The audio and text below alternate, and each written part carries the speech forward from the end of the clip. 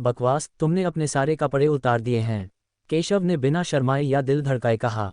वह ये स्वीकार नहीं करेगा कि उसकी आध्यात्मिक समझ किसी भी समय और कहीं भी सभी जगहों की जांच करके दुर्घटनाओं को रोक सकती है, इसलिए उसने गलती से रजाई के नीचे की स्थिति देख ली। आप। केशव की बातें सुनने के बाद जोया ने राहत की सांस ली, लेकिन फिर भी रुक रुक कर बोला, आपने तो यह नहीं कहा था कि अपना कोट उतार दो। मैंने सोचा, मैंने यह नहीं कहा कि इसे पूरी तरह उतार दो। लड़कियों, तुम्हें अब भी संयमित रहना चाहिए। केशव ने बेशर्मी से दोष दूसरे पर डालने के लिए कहा। ठीक है, घूम जाओ। मैं तुम्हें विकसित होने में मदद करने के लिए चांदी की सुइयों का उपयोग करूंगा। इसके बाद अपनी सारी ऊर्जा को केंद्रित करो और अपनी आध्यात्मिक ऊर्जा को अपने पूरे शरीर में प्रसारित करो। जोया ने अपना अंडरवियर पहना और केशव बोला। उसने जोया को घूमने के लिए कहा, उसके पीछे बैठ गया और उसके हाथ में कई चांदी की सुइयां दिखाई दीं। फिर सीधे सुई डालें। जैसे जैसे सुइयां घुसती गईं, जोया को अपने शरीर में ठंडी हवा का झोंका महसूस हुआ, जो और अधिक ठंडी होती गई और उसके शरीर पर बर्फ की एक पतली परत दिखाई देने लगी। केशव को यह देखकर आश्चर्य नहीं हुआ, क्योंकि यह बर्फ आत्मा शरीर के विकास का एक लक्षण था। जोया के चेहरे पर पागलपन का भाव दिखाई दिया। मजबूत बनने का रास्ता कभी आसान नहीं होता। जितना ज्यादा दर्द आप सह सकते हैं, उतनी ही ज्यादा ताकत आप झेल सकते हैं। केशव ने कहा, यदि आप एक बर्फीले दाव शरीर में विकसित होना चाहते हैं, तो ये तो बस शुरुआत है। केवल अपनी पूरी शक्ति का उपयोग करके ही आप एक बर्फीले दाव शरीर में विकसित हो सकते हैं। भविष्य और भी उज्ज्वल है। ये देखकर केशव ने ठंडे स्वर में कहा, यह मेरे लिए झेलने योग्य है। जोया ने ये सुना और दांत पीसते हुए कहा कि उसे अभी भी फेग्युन संप्रदाय के शिष्यों से हारने की शर्म याद है। वह और अधिक मजबूत बनना चाहती है। एक क्षण के बाद उसके शरीर में अत्यधिक ठंडक बढ़ गई, जो उसके जन्मजात ठंडे शरीर की प्रतिक्रिया से भी अधिक दर्दनाक थी, जिससे वह और भी अधिक दुखी हो गई। लेकिन फिर भी उसने अपने दांत पीस लिए और डटी रही। समय गुजरता रहता है। जोया दर्द से लगभग बेहोश हो गई, लेकिन आखिरकार उसने हिम्मत नहीं हारी। इससे केशव को थोड़ा आश्चर्य हुआ। मुझे उम्मीद नहीं थी कि जोया मेरी कल्पना से ज्यादा लचीला होगा। ऐसा दर्द सहना और ऐसी इच्छाशक्ति रखना दुर्लभ है। केशव ने शांति से कहा कि जोया की इतनी पीड़ा सहने की क्षमता उसकी उम्मीदों से परे थी। ये देखकर केशव ने खुद को नहीं रोका और उसे विकसित होने में मदद करने के लिए सुइयां गिराना जारी रखा। हालांकि जोया इसे और सहन नहीं कर सका और लगभग बेहोश हो गया। नहीं, मैं बेहोश नहीं हो सकता। मैं विकसित नहीं हुआ हूं। जोया ने दांत पीसते हुए कहा कि वह डटी रहना चाहती थी, लेकिन आखिरकार वह भयानक ठंड बर्दाश्त नहीं कर सकी। इस समय उसका शरीर बर्फ से ढंका हुआ था और वह बेहोश होने वाली थी। लेकिन इस क्षण उसने महसूस किया कि एक गर्म आध्यात्मिक ऊर्जा सीधे उसके शरीर में प्रवेश कर रही है। ये केशव है। ये देखकर कि जोया सफल होने वाली थी, केशव स्वाभाविक रूप से उसकी मदद करने से खुद को नहीं रोक सका, कहीं ऐसा न हो कि वह सफल हो जाए। जोया को पता था कि केशव ने उसकी मदद की है, इसलिए उसने राहत की सांस ली और शांति से सो गई। और सोते समय उसका शरीर लगातार परिवर्तन से गुजर रहा था। केशव ने ठंड को दूर करने में मदद करने के लिए लगातार उसके शरीर में आध्यात्मिक ऊर्जा का इंजेक्शन लगाया। पिछले अनुकूलन के बाद केशव इसमें बहुत निपुण था और उसने जल्दी से जोया को समस्या को हल करने में मदद की। आखिरकार जोया को जमा देने वाली बर्फ से हल्की सी आवाज आई और फिर एक दरार सी दिखाई दी। फिर वह मकड़ी के जाले की तरह तेजी से फैल गई और पल भर में उसके पूरे शरीर पर फैल गई। बर्फ की उस परत में जोया ने धीरे से अपनी आंखें खोलीं और जाग गई। जैसे ही बर्फ की परत फटी, जोया का अंडरवियर शून्य में बदल गया और उसका चिकना और संपूर्ण शरीर सामने आ गया। हालांकि जोया को इस बात का जरा भी अंदाजा नहीं था। उसने अपने शरीर में हो रहे बदलावों को महसूस किया और अपने शरीर के भीतर एक भयानक शक्ति का एहसास किया। उसका जन्मजात शरीर विकसित होकर एक सच्ची बर्फ आत्मा दाव शरीर बन गया था। ये वास्तव में बर्फ आत्मा दाव शरीर है। इस समय जोया बेहद खुश थी। अपने आइस स्पिरिट बॉडी के साथ अगर वह ली चांदकोंग से दोबारा मिले और उसके रेड फ्लेम बॉडी का सामना करे, तो वह निश्चित रूप से उसके शरीर को कुचल सकेगी। उसने खुशी से केशव को देखा, उसका सुंदर चेहरा लाल हो गया और उसने केशव से कहा, केशव, धन्यवाद, मुझे आइस स्पिरिट बॉडी विकसित करने में मदद करने के लिए धन्यवाद। मुझे उम्मीद नहीं थी कि आपके पास वास्तव में ऐसा कौशल है। हालांकि उसे पहले से पता था कि केशव कोई साधारण इंसान नहीं है, फिर भी उसे थोड़ी शंका थी। आखिरकार बर्फ आत्मा शरीर का विकास करना बेहद मुश्किल था और उसके पिता ने भी इसके बारे में कभी नहीं सुना था। यदि उसने पिछली प्रतियोगिता में केशव के कौशल को नहीं देखा होता, तो उसे शायद इस पर विश्वास करना मुश्किल होता, लेकिन उसने यह उम्मीद नहीं की थी कि केशव वास्तव में सफल होगा। ये तो बस ठंडे ताववादी शरीर का विकास है, लेकिन क्या तुम पहले अपने कपड़े पहन सकती हो? केशव ने यह सुना और गंभीरता से उसकी ओर इशारा किया। केशव की बातें सुनकर जोया को एहसास हुआ कि वह वास्तव में नग्न थी। उसका चेहरा शर्म से लाल हो गया और उसने चीखकर अपने शरीर के अंदरूनी अंगों को ढक लिया। क्या आप कृपया घूम सकते हैं? उसकी आवाज़ मच्छर की तरह पतली थी, लेकिन उसके बोलने से पहले केशव ने उसकी ओर उदासीनता से देखा और निराशा से कहा, ये बस एक साधारण उपस्थिति है। चिंता मत करो, मुझे तुम में कोई दिलचस्पी नहीं है। केशव की बातें सुनकर जोया को शर्मिंदगी और गुस्सा महसूस हुआ और उसने जल्दी से बिस्तर पर अपने कपड़े पहन लिए। मैं तैयार हूँ। जोया के गाल लाल हो गए और उसने शर्माते हुए कहा, ये दूसरों की नज़रों में एक घमंडी बर्फ सुंदरता की छवि से पूरी तरह अलग है। केशव ने ये सुना, मुड़कर शांति से कहा, अब तुम एक बर्फीले ताववादी शरीर में विकसित हो गए हो। भविष्य में तुम कितनी दूर तक साधना कर सकते हो, ये तुम्हारे अपने भाग्य पर निर्भर करता है। जैसा कि कहा जाता है, एक गुरु आपको केवल दरवाजे तक ले जा सकता है, लेकिन अभ्यास आपके ऊपर है। यद्यपि वह एक बर्फीले ताववादी शरीर में विकसित हो गई है, लेकिन अगर वह कठिन अभ्यास नहीं करती है तो वह शीर्ष पावरहाउस नहीं बन पाएगी। जोया ने ये सुना, सिर हिलाया और फिर एक पल के लिए सोचा। उसका सुंदर चेहरा थोड़ा लाल हो गया। केशव, मैं तुमसे वादा करती हूँ, मैं तुम्हारी दासी बनूंगी। जोया ने केशव की ओर देखा और कहा, अब जब तुमने अपने हिमात्मा शरीर को जागृत कर लिया है तो तुम जल्द ही पूरे महाद्वीप को चौंका सकती हो। क्या तुम अब भी मेरे साथ रहना और मेरी दासी बनना चाहती हो? केशव ने जोया से कहा, क्योंकि मैं और अधिक मजबूत बनना चाहता हूँ, मुझे लगता है कि आपका अनुसरण करना मेरा अब तक का सबसे अच्छा निर्णय है। जरूर, केशव ने ये सुना और शांति से कहा, लेकिन मेरी एक शर्त है। स्थिति। केशव की बातें सुनने के बाद जोया उत्सुक हो गई। मेरी ओर आकर्षित मत हो, मुझसे प्यार मत करो, मेरे बारे में कोई विचार मत रखो, केशव ने कहा। केशव की बातें सुनकर जोया अवाक रह गई। उसे अचानक एहसास हुआ कि केशव न सिर्फ घमंडी है बल्कि एक आत्ममुग्ध भी है। ठीक है, अब आप अपना मन मत बदलना। केशव ने जोया की ओर देखा और कहा, मालिक। केशव के शब्दों को सुनकर जोया का सुंदर चेहरा थोड़ा लाल हो गया, लेकिन उसने फिर भी कहा, मास्टर, क्या मैं अब भी आपको बाहर पवित्र पुत्र कह सकती हूँ? आखिरकार उसे अपने सामने केशव को मास्टर कहने में बहुत शर्मिंदगी महसूस हुई। कर सकना। केशव ने ये सुना, लेकिन जबरदस्ती नहीं की। तुम अपने पिता को ये खबर बता सकते हो, उसके बाद तुम दिशा के साथ रहोगे। अगर और कुछ नहीं है तो तुम पहले जा सकते हो, और जब मैं अभ्यास कर रहा हूं तो मुझे परेशान मत करना। केशव ने जम्हाई ली और उन्हें जाने का आदेश दिया। जोया को विकसित करने में मदद करने के लिए उसने बहुत सारी आध्यात्मिक ऊर्जा खर्च की। जोया ने ये सुना, सिर हिलाया और चली गई। वह भी अपने पिता को ये खबर बताने के लिए बेचैन थी। कुछ समय के लिए पूरा सत्यपथ संप्रदाय साधना के लिए बंद हो गया। ये सब आगामी संप्रदाय प्रतियोगिता के लिए था और कोई भी संप्रदाय को शर्मिंदा नहीं करना चाहता था। जब केशव अभ्यास कर रही थी तो जोया भी दिशा के साथ अभ्यास करने आई। उसने दिशा को अभ्यास के बारे में बहुत कुछ बताया। इस दिन कोई केशव के दरवाजे पर आया। फैंग किंगजू, दृष्टि, जोया के साथ गई थी। उनके बीच अच्छे संबंध थे क्योंकि वे दोनों संप्रदाय की प्रसिद्ध सुंदरियां थीं। क्या कुछ है? केशव फॉन किंगजू को आते देख थोड़ा हैरान हुआ और फॉन किंगजू की ओर देखने लगा। मुझे अभी भी उसकी कुछ छवियां याद हैं। उसमें बहुत अच्छी प्रतिभा है। पवित्र पुत्र, मैं आज यहाँ इसलिए आया हूँ क्योंकि मैं आपसे कुछ मदद मांगना चाहता हूँ। केशव की बातें सुनकर फैंग किंगजू थोड़ा हिचकिचाया, लेकिन आखिरकार बोला, आप मुझे बता सकते हैं। केशव ने ये सुना और शांति से कहा, चूंकि वे एक ही संप्रदाय के शिष्य थे, इसलिए अगर वह मदद कर सकता था तो वह स्वाभाविक रूप से मना नहीं करता। मेरे पिताजी की जन्मदिन की पार्टी कुछ ही दिनों में आ रही है और मैं वापस जाकर उनके लिए जश्न मनाना चाहती हूँ। लेकिन एक प्रतिभाशाली व्यक्ति मेरे पीछे पड़ा है। लगता है वह पार्टी में मुझे प्रपोज करना चाहता है और मेरे पिताजी चाहते हैं कि मैं उससे शादी कर लूँ। मैं उससे शादी नहीं करना चाहती, लेकिन वह कोई साधारण इंसान नहीं है। मुझे डर है कि अगर मैंने मना कर दिया तो क्या होगा, इसलिए मैं पवित्र पुत्र से मदद मांगना चाहती हूँ। मुझे ढाल बनने दो, तुम्हारी यह मुसीबत सुलझा दूँ। जब केशव ने यह सुना तो वह फॉन किंगजू के उसके पास आने का मकसद समझ गया।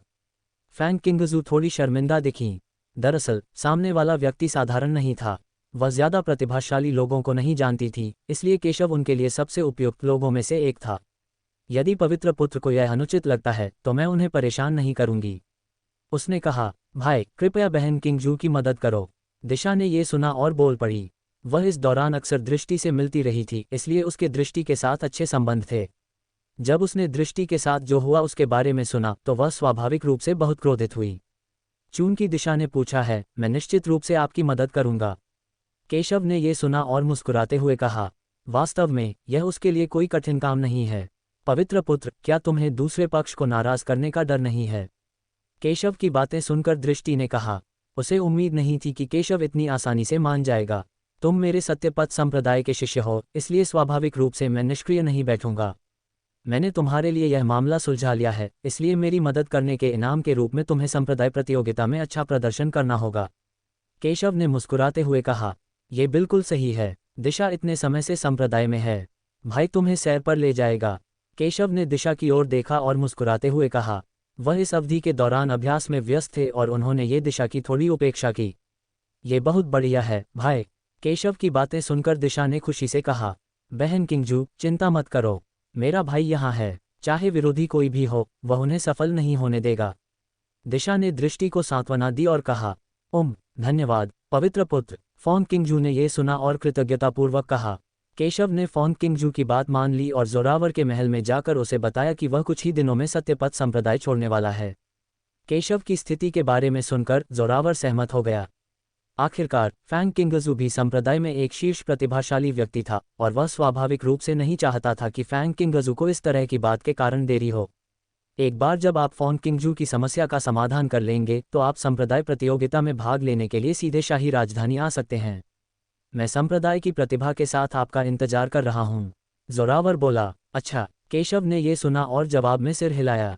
इस संप्रदाय प्रतियोगिता में वह सत्यपथ संप्रदाय को अच्छे परिणाम प्राप्त करने में मदद करेगा। संप्रदाय के गुरु को अलविदा कहने के बाद केशव ने दिशा, जोया, फोन किंगजू और उनकी पार्टी को लिया और संप्रदाय छोड़ दिया। फोन किंगजू का परिवार स्टोन सिटी में रहता है, जो दक्षिया का एक सीमावर्ती शहर है। वहां उड़ने वाले वाहनों का उपयोग प्रतिबंधित है, इसलिए केशव और उसके दोस्त केवल पास के यूने शहर तक जाने के लिए एक क्लाउड बोट ले सकते हैं और फिर स्टोन सिटी जाने के लिए एक गाड़ी किराए पर ले सकते हैं। इस समय भव्य कपड़ों में एक युवक ने केशव और उसके साथियों जोया और फोन किंगजू को देखा और आश्चर्यचकित हुआ, इसलिए वह उनका अभिवादन करने के लिए आगे आया। देवियों, मैं नहीं जानता कि आप कौन हैं और मैं जानना चाहता हूं कि क्या मुझे आप दोनों को जानने का मौका मिलेगा। युवक ने मुस्कुराते हुए कहा, कितना सुंदर। माफ कीजिए, हमारे पास करने को बहुत काम है और हम दोस्त नहीं बनाना चाहते।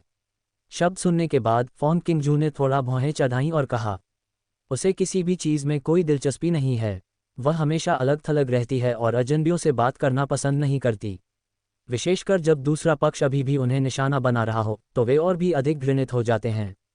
यदि उसे दूसरे पक्ष की पृष्ठभूमि का पता न चलता तो शायद वह अपना आपा खो देता। मुझे दोष मत दो बेटी, मैं बस कुछ नए दोस्त बनाना चाहता हूँ। चूंकि तुम्हारे पास करने के लिए कुछ और है, इसलिए मैं तुम्हें और परेशान नहीं करूँगा। लेकिन मुझे उम्मीद है कि अगली बार जब हम मिलेंगे तो तुम इतनी रूखी नहीं रहोगी। फैंग किंगजू की बातें सुनने के बाद दूसरा पक्ष थोड़ा हैरान हुआ और थोड़ा भौचक्का हो गया, लेकिन गुस्सा नहीं हुआ। दूसरा पक्ष जाने ही वाला था कि इतने में ही बहुत से लोग अचानक दूर से ही पागलों की तरह भागने लगे। सबकी निगाहें इस बात पर टिकी थीं कि आखिर हुआ क्या। इस समय दूर से एक के बाद एक जानवरों की दहाड़ की आवाज़ें आने लगीं, जिससे भयंकर और हिंसक आभा प्रकट हुई। इसके तुरंत बाद कई लोग घबराहट में चिल्लाने लगे, अरे नहीं, एक राक्षस हमला कर रहा है। दौड़ना। एक पल के लिए शहर के द्वार पर खड़े सभी लोगों के चेहरे बदल गए और वे छिपने लगे। उन्हें समझ नहीं आ रहा था कि इतना शक्तिशाली राक्षस क्यों प्रकट हुआ है। राक्षस हमला क्यों कर रहे हैं। ये सुनकर फैंग किंगजू थोड़ा हैरान हुआ। यूं ही शहर में आमतौर पर कड़ी सुरक्षा व्यवस्था रहती है, तो कोई राक्षस हमला कैसे कर सकता है। चिंता मत करो लड़की, मैं यहाँ हूँ और मैं तुम्हें प्रभावित नहीं होने दूंगा। उस आदमी ने यह बात सुनी और बहुत शांत भाव से विश्वास के साथ कहा, धन्यवाद, लेकिन मेरी राय में आपके लिए बेहतर होगा कि आप पहले अपनी सुरक्षा करें। जब फोन किंगजू ने यह सुना तो वह ये कैसे नहीं समझ सका कि दूसरा पक्ष दिखावा करना चाहता था। चिंता मत करो, मैं पिछले कई वर्षों से बहुत सारे खतरों से गुजरा हूँ, इसलिए ये छोटा सा दृश्य मेरे सामने कुछ भी नहीं है। जब तक मैं यहाँ हूँ किसी को कुछ नहीं होगा। आदमी ने यह सुना और मुस्कुराते हुए कहा। तभी अचानक एक मजबूत मध्यम आयु वर्ग का आदमी उसके पास आया, जो स्पष्ट रूप से उसकी रक्षा कर रहा था। आत्मा ने उसके कान में कुछ फुसफुसाया। शब्द सुनने के बाद आदमी ने शांति से कहा, उनसे कहो कि मेरी सुरक्षा की चिंता न करें। जाओ और इन राक्षसों से निपटो, इस आपदा को दबाओ और सभी के लिए शांति लाओ। यहाँ आदमी ने यह सुना और सिर हिलाया। फिर वह राक्षस को मारने के लिए दौड़ा। ये देखकर दृष्टि और जोया थोड़े अकड़ गए। उन्हें उम्मीद नहीं थी कि यह अधेड़ उम्र का ताकतवर आदमी इतना ताकतवर होगा और उस युवा प्रतिभाशाली व्यक्ति का अधीनस्थ होगा। शायद इस व्यक्ति की कोई असाधारण पहचान थी। कोई आश्चर्य नहीं कि वह इतना आत्मविश्वासी था, लेकिन उन्हें ज्यादा परवाह नहीं है। आखिरकार वे भी सत्यपथ संप्रदाय के सदस्य हैं। भले ही दूसरा पक्ष सरल न हो, उन्हें ज्यादा झटका नहीं लगेगा। चल दर। केशव ने उसकी ओर उदासीनता से देखा और शांति से कहा। केशव की बातें सुनने के बाद जोया और अन्य लोग गाड़ी पर चढ़ गए और जाने के लिए तैयार हो गए। ये सुनकर उस आदमी का चेहरा थोड़ा उदास हो गया।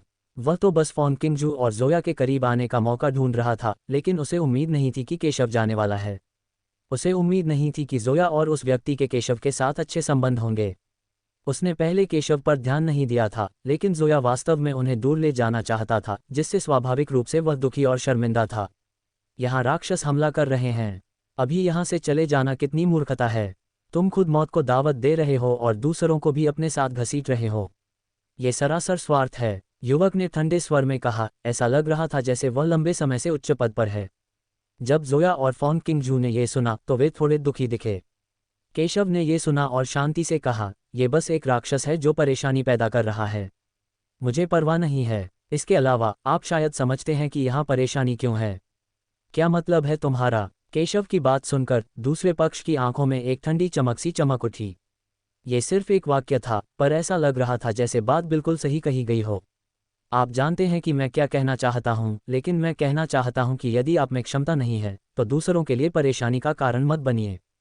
केशव ने यह सुना और शांति से कहा। इतना कहकर वह गाड़ी में बैठकर चला गया। केशव की बातें सुनकर युवक थोड़ा परेशान हुआ, लेकिन उसने गुस्सा नहीं किया और उन्हें जाने दिया। जल्द ही उसके आदमी वहां पहुंचे और बताया कि राक्षस आपदा का समाधान हो गया है।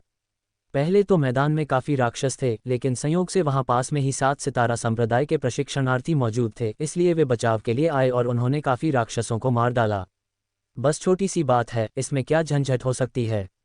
युवक ने यह सुना और आत्मविश्वास से कहा। जाहिर है कि उसे केशव की बातों पर विश्वास नहीं हो रहा था।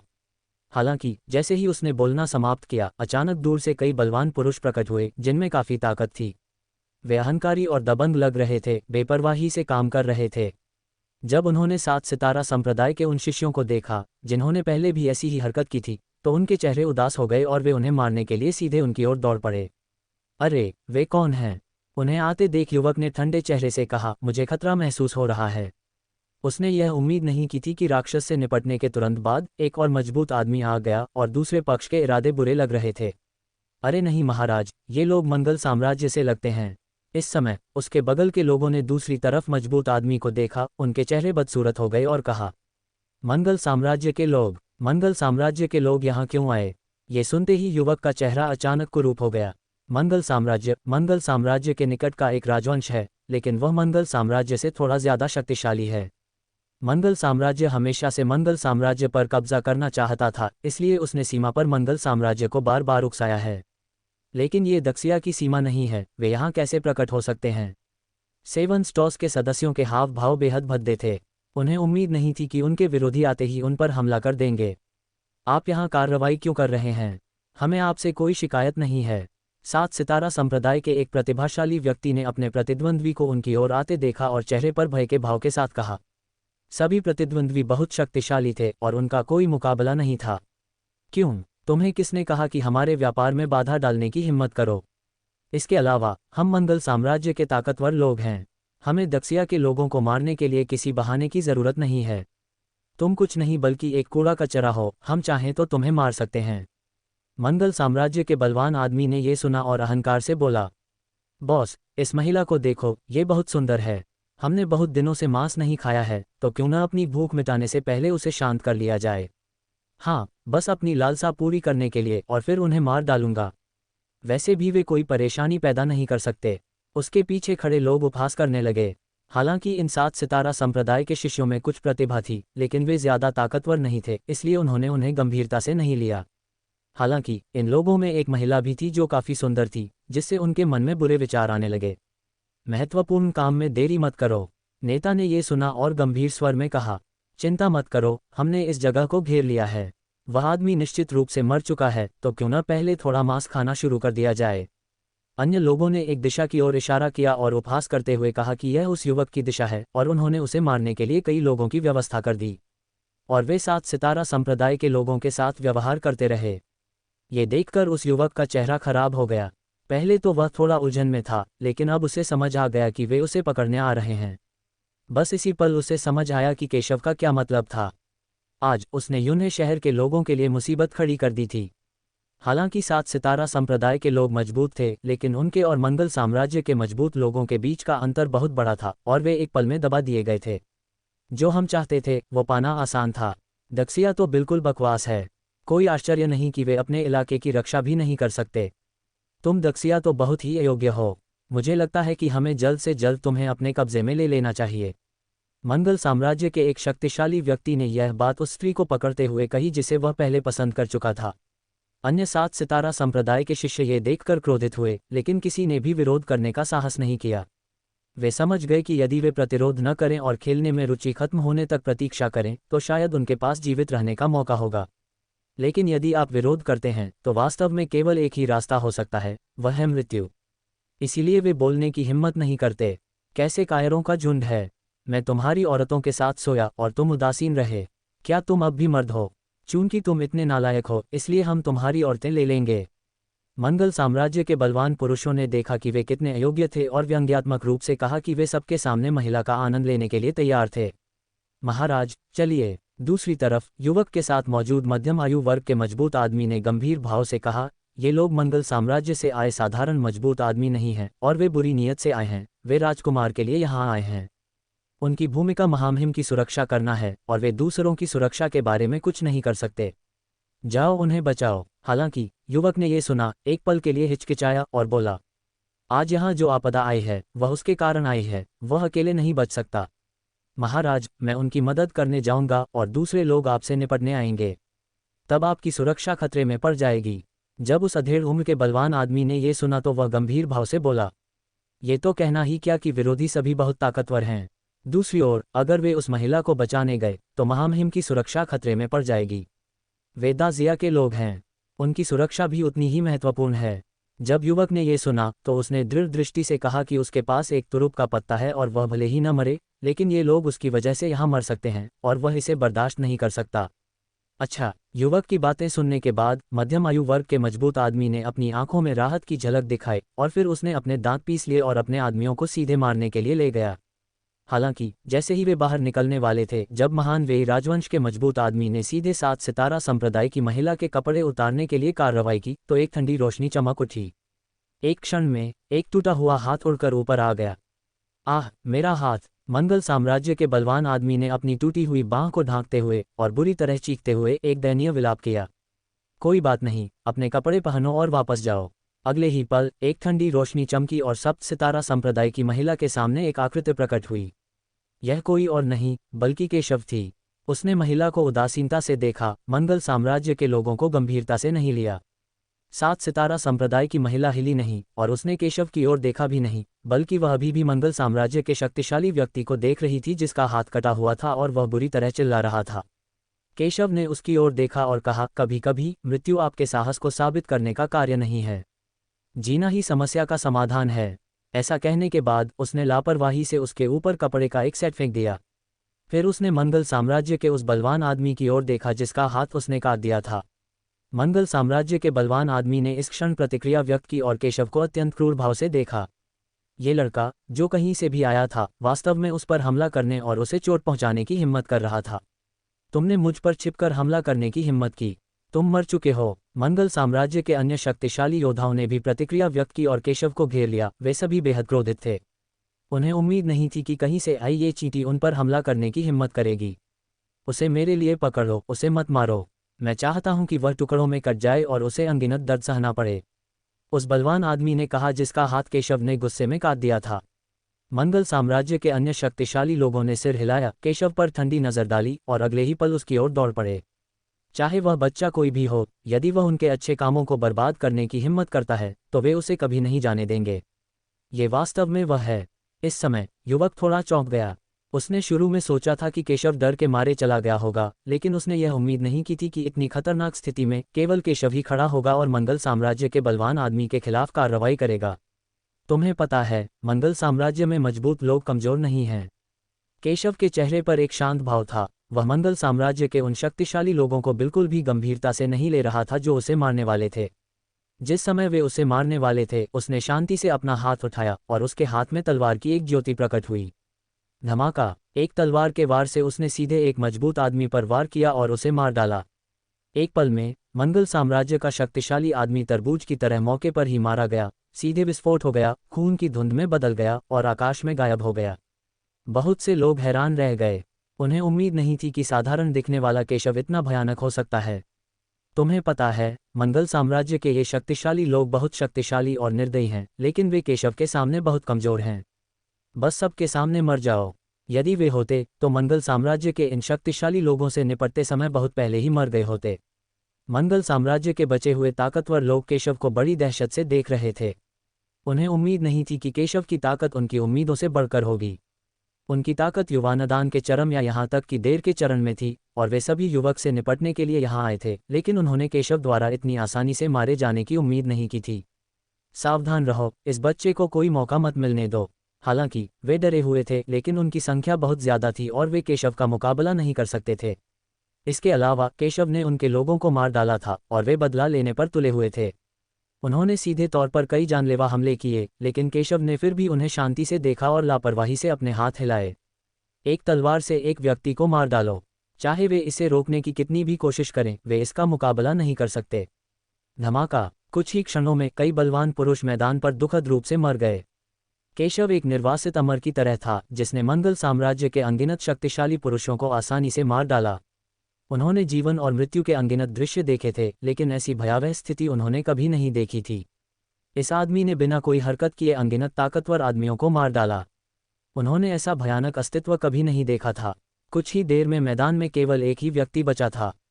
यह मंगल साम्राज्य का शक्तिशाली व्यक्ति था, जिसने 7 सितारा संप्रदाय की महिला शिष्यों को धमकाने की कोशिश की थी। उसने अपनी टूटी हुई बांह को ढंक लिया और डर के मारे उस दृश्य को देखने लगा। उसने सोचा भी नहीं था कि केशव की ताकत इतनी भयानक होगी। पल भर में वे सब मर चुके थे। अब आप, केशव ने इस व्यक्ति को उदासीनता से देखा। तुम मुझे नहीं मार सकते। क्या तुम जानते हो कि हम कौन हैं? मैं मंगल साम्राज्य का एक ताकतवर आदमी हूँ। अगर तुमने मुझे छुआ तो सिर्फ तुम ही नहीं, यहाँ रहने वाले सभी लोग मर जाएंगे। तुम्हारा पूरा शहर हम कत्ल कर देंगे। केशव की बातें सुनकर मंगल साम्राज्य के बलवान आदमी ने जल्दी से धमकी दी। वह मरना नहीं चाहता। मंगल साम्राज्य का एक शक्तिशाली आदमी। ये शब्द सुनकर कई लोग एक पल के लिए चौंक गए।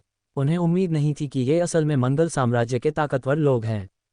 तुम मुझे मरने की धमकी देने की हिम्मत कैसे कर रहे हो? तुम्हें ये हिम्मत किसने दी? लेकिन केशव ने ये सुना और उसे कोई परवाह नहीं थी। तो क्या हुआ अगर वो मंगल साम्राज्य का कोई ताकतवर आदमी था? उसे इसकी बिल्कुल भी परवाह नहीं है, और ये तो दाजिया है। जिसे वह मारना चाहता है, उसे भगवान भी नहीं बचा सकते। मार्शल आर्ट की दुनिया में ताकतवर का सम्मान होता है, और सिर्फ ताकतवर का ही अंतिम फैसला होता है। वह कार्रवाई करने और इस व्यक्ति को मारने के लिए तैयार था। रुकना! लेकिन तभी शहर से कई लोग निकल आए। जमीन पर बिखरा मलबा देखकर नेता अपनी अभिव्यक्ति बदले बिना नहीं रह सका और तुरंत बोला, बेटे रुको इसे। केशव ने ये सुना और कुछ लोगों की ओर देखा। ये लोग यून्हे शहर से निकले थे। दूसरों ने उनकी सम्मान भरी निगाहों को देखकर सोचा कि शायद ये यून्हे शहर के ताकतवर लोग हैं। हालांकि उन्हें उम्मीद नहीं थी कि ये लोग सचमुच मंगल साम्राज्य के ताकतवर लोगों की पैरवी करेंगे और मंगल साम्राज्य के ताकतवर लोगों पर हमला करने वालों के लिए दया की भीख मांगेंगे। मैंने तुमसे कहा था, तुम मुझे नहीं मार सकते, नगर स्वामी ली। तुम्हें मेरी रक्षा करनी होगी, अन्यथा अगर मेरे साथ कुछ गलत हुआ तो यून्हे शहर राख में बदल जाएगा। मंगल साम्राज्य के बलवान आदमी ने इस आदमी को देखा और उसे धमकाया। ये शब्द सुनकर यून्हे शहर के स्वामी का चेहरा बदसूरत हो गया और उन्होंने केशव की ओर देखा। लड़के, तुम्हें ऐसा करने के लिए किसने कहा? तुम्हारी हिम्मत कैसे हुई यहाँ उपद्रव मचाने की? तुम सबको ले जाओ और 50-50 मारो। उसने 7 सितारा संप्रदाय के लोगों से कहा। सिटी लॉर्डली द्वारा लाए गए इन मजबूत लोगों ने सीधे 7 स्टार संप्रदाय के कई लोगों को पकड़ लिया। 7 सितारा संप्रदाय के लोगों के चेहरे पर उदासी छाई हुई थी। 7 सितारा संप्रदाय तो बस एक साधारण दोयम दर्जे की ताकत थी। दाजिया द्वारा नियुक्त शहर के स्वामी के सामने उनमें मुकाबला करने की बिल्कुल भी हिम्मत नहीं थी। यदि ये 50 लाठियां उन पर लग जाएं, तो भले ही वे शक्तिशाली योद्धा हों, वे संभवतः अपना आधा जीवन खो देंगे और या तो मर जाएंगे या घायल हो जाएंगे। रुको, नगर स्वामी ली, ये हमारी गलती नहीं है। यह उस बच्चे ने किया था। हमने कुछ नहीं किया। अगर आप किसी को सजा देना चाहते हैं तो उस बच्चे को सजा दो। ये सही है। हमने शुरू से आखिर तक कोई प्रतिरोध नहीं किया। उस लड़के ने ही हत्या की थी। यह आदमी बहुत क्रूर है। ये स्पष्ट रूप से एक राक्षस है जो बिना पलक झपकाए हत्या कर देता है। आपको इसके जैसे आदमी को गिरफ्तार कर लेना चाहिए। ज़ियातांग, जल्दी से यहाँ आओ, वरना नगर स्वामी ली तुम्हें भी सजा देंगे। उन्होंने जल्दी से कहा कि वे केशव से दूरी बनाना चाहते हैं और साथ ही उस महिला से भी कहा जिसे मंगल साम्राज्य के बलवान व्यक्ति ने लगभग अपमानित किया था कि वह उनके करीब आ जाए ताकि केशव द्वारा दुर्भाग्य से संक्रमित होने से बच सके। हालांकि जब जियातांग नामक महिला ने यह सुना तो उसने अपना सिर हिलाया और दृढ़ निगाह से केशव को देखा। तुम बहुत नीच हो, अगर मुझे पता होता तो मैं तुम्हें नहीं बचाता। दिशा और अन्य लोगों को उम्मीद नहीं थी कि केशव ने इन लोगों को 7 स्टार संप्रदाय से बचाया था, लेकिन इन लोगों ने वास्तव में उनकी दयालुता का बदला घृणा से चुकाया। किसने उसे नगर स्वामी ली को अपमानित करने के लिए मजबूर किया? दिशा की बातें सुनकर दूसरे पक्ष को जरा भी शर्म नहीं आई। दक्षिया के सभी नगर स्वामी शाही परिवार द्वारा नियुक्त थे और उनकी अच्छी स्थिति थी। अगर वे एक उच्च स्तरीय संप्रदाय होते तो ठीक होता, लेकिन 7 सितारा संप्रदाय तो एक साधारण दूसरे दर्जे का संप्रदाय था और शाही परिवार को ठेस पहुंचाने की जरा भी हिम्मत नहीं करता था। ऐसा कहने के बाद वे सीधे केशव की ओर दौड़े। लापरवाही से काम करो। केशव ने ये देखा और उसे जरा भी परवाह नहीं थी। उसने उन्हें सीधे थप्पड़ मारे, उन सबको बेहोश करके जमीन पर पटक दिया। चूंकि तुमने राक्षस से निपटने में मदद की है, इसलिए मैं तुम्हारी जान बख्श दूंगा, लेकिन अगर तुम मरना चाहते हो तो मैं तुम्हारी इच्छा पूरी कर सकता हूं। केशव ने ठंडे स्वर में कहा। उस भयानक जानलेवा इरादे ने कई लोगों को सिहरन से भर दिया और उनके चेहरे एकदम बदल गए। उन्हें उम्मीद नहीं थी कि केशव शहर के स्वामी ली के सामने उन पर हमला करने की हिम्मत करेगा। वे जानते थे कि केशव कोई साधारण व्यक्ति नहीं था और वे उससे मुकाबला नहीं कर सकते थे, लेकिन सिटी लॉर्ड ली पर भरोसा करते हुए उन्होंने सोचा कि केशव विरोध करने की हिम्मत नहीं करेगा। तुम मौत को दावत दे रहे हो। तुमने इस शहर के राजा के सामने मुझ पर हमला करने की हिम्मत भी की। तुम मुझे गंभीरता से नहीं लेते। इधर आओ, उन सबको गिरफ्तार करो। अगर वे विरोध करने की हिम्मत करें तो उन्हें मार डालो। जब नगरपाल ली ने केशव को कार्रवाई करते देखा तो वह बेहद क्रोधित हुए, ये सोचकर कि केशव उनके अधिकार को चुनौती दे रहा है। उन्होंने अपने आदमियों को केशव को मार डालने का आदेश दिया। उसके अधीन कई शक्तिशाली लोग हैं। आखिरकार ये सीमा के नज़दीक एक शहर है, इसका एक महत्वपूर्ण दर्जा है और उसके अधीन कई शक्तिशाली लोग हैं। चिंता मत कीजिए महोदय, मेरे यहाँ होने से वे आपके साथ कुछ भी करने की हिम्मत नहीं कर पाएंगे। लेकिन जैसे ही नगरपाल ली ने बोलना समाप्त किया, युवक ने ठंडे स्वर में कहा। उसे ये भी उम्मीद नहीं थी कि नगर स्वामी ली इतने बेशर्म होंगे। तुम कौन हो? इस नगर स्वामी के मामलों में हस्तक्षेप करने की तुम्हारी हिम्मत कैसे हुई? मैं तुम्हें सलाह देता हूं कि तुम दूसरों के मामलों में हस्तक्षेप न करो। इस व्यक्ति को देखते ही नगरपाल ली की आंखें थोड़ी बदल गईं। इस व्यक्ति की आभा विशिष्ट थी और अनजाने में ही उसमें कुलीनता का भाव प्रकट हो गया, जिससे स्वाभाविक रूप से वह थोड़ा सतर्क हो गया। नगरपाल ली, आपकी हिम्मत कैसे हुई महामहिम छठे राजकुमार के प्रति इतना अनादर दिखाने की? नगर स्वामी ली की बात सुनकर युवक के बगल में बैठे बलवान व्यक्ति ने ठंडे स्वर में कहा। क्या छठा राजकुमार? ये कैसे संभव है? ये शब्द सुनकर वहां मौजूद कई लोग आश्चर्य में पड़ गए। उन्हें उम्मीद नहीं थी कि यह युवक राजकुमार बनेगा। नगर स्वामी ली का चेहरा भी बहुत भद्दा हो गया। उसने अंदाजा लगाया कि वह युवक किसी ऊंचे दर्जे का होगा, पर उसे अंदाजा नहीं था कि वह असल में छठा राजकुमार है। छठे राजकुमार ने केशव और अन्य लोगों की ओर देखा और कहा, कृपया मुझे पहले अपनी पहचान छिपाने के लिए दोष न दें। मेरी यात्रा अत्यंत गोपनीय थी। मुझे उम्मीद नहीं थी कि आज मंगल साम्राज्य के शक्तिशाली लोग मुझे निशाना बनाएंगे। जिस क्षण वे वहां आए, उसे पता चल गया कि ये लोग संभवतः उसे पकड़ने आ रहे हैं। वह अपनी पहचान छिपाने में बहुत सावधान था, लेकिन उसे उम्मीद नहीं थी कि खबर लीक हो जाएगी और उसे निशाना बनाया जाएगा। केशव ने यह सुना और थोड़ा सिर हिलाया, ये सोचकर कि यह बहुत बेवकूफ़ी नहीं थी। हालांकि वह पहले नहीं जानता था कि यह व्यक्ति छठा राजकुमार था, उसने अनुमान लगाया कि इस व्यक्ति की पहचान सरल नहीं थी। आप सभी चिंता मत करें। आज जो कुछ हुआ उसके लिए मैं आपको उचित स्पष्टीकरण दूंगा। छठे राजकुमार ने ठंडी सांस ली, एक वरिष्ठ की आभा छोड़ते हुए, और नगर स्वामी ली को ठंडी नजरों से देखा। नगरपाल ली, क्या आप अपना अपराध स्वीकार करते हैं? उन्होंने ठंडे स्वर में कहा। नगर स्वामी ली को दंड देने के लिए तैयार। कितनी बड़ी मुसीबत है। हालांकि जब केशव ने यह देखा तो उसने अपना सिर थोड़ा हिलाया।